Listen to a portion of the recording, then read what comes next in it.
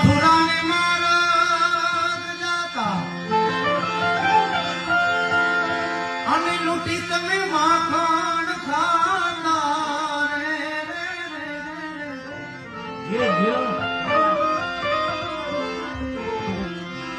પછી તોડ્યા કેમ જૂના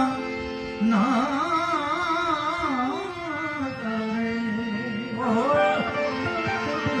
એવો ધવજી રે